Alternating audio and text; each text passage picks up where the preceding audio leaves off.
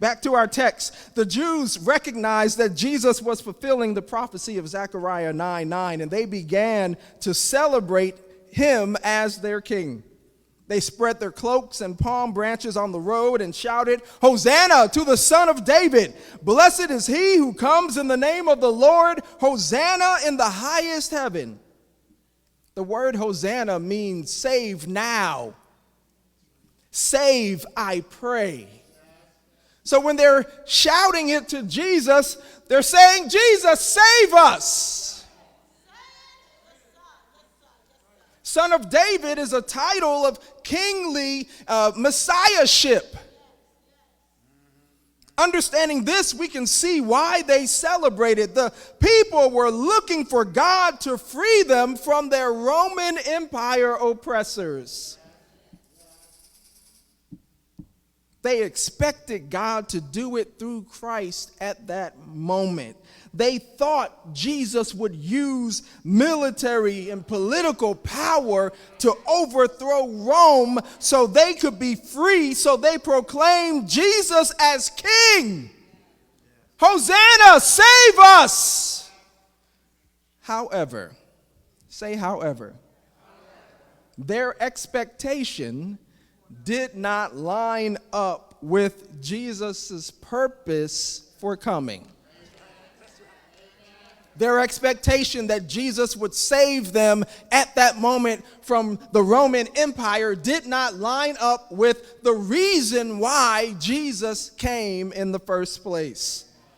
Because just a few days later, the people who proclaimed Hosanna would also be the people who said, "Crucify him, crucify him."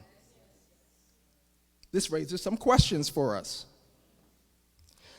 What do we do when God does not save us like we want him to?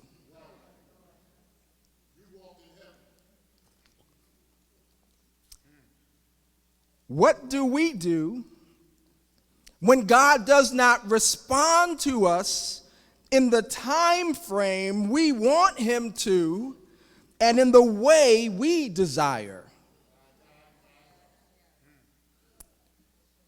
When that happens, do we hold to his hand, God's unchanging hand, right? Do we hold to his hand?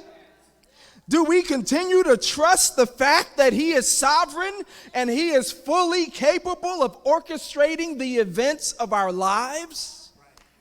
Will we continue to believe that he is working everything out for his glory and our good, even if we can't see, even if we can't hear, even if we don't understand what he's doing or why he's doing it?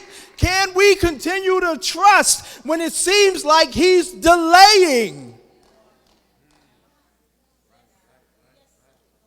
Or will we clench our fists and grit our teeth and say, "Crucify him, crucify him"? Will we turn away and try and create our own freedom on our own?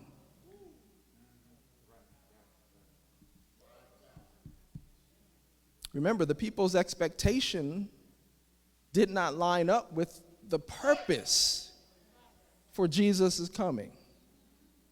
That's important for us to realize, because they're just thinking physical.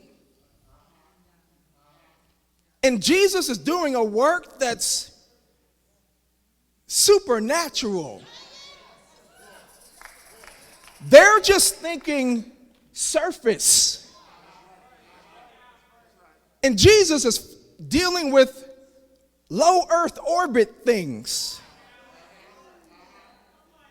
So when we're trying, we're praying, and we're calling and asking God for help, and he doesn't help in the time frame that we're expecting, and he doesn't help in the manner in which we desire, it's not because he doesn't care.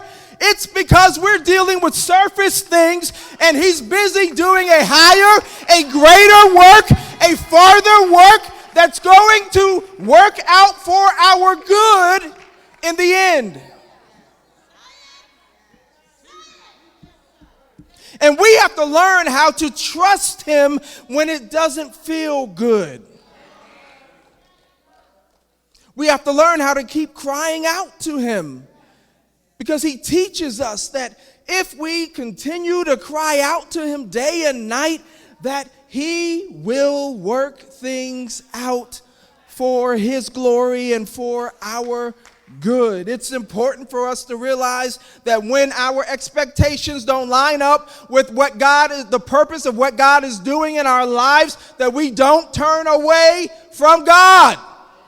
The devil will come and try and whisper in your ear and in my ear, and we start getting upset because God is not moving in a way that we think that he should, and the devil will try and tempt us to turn away from God.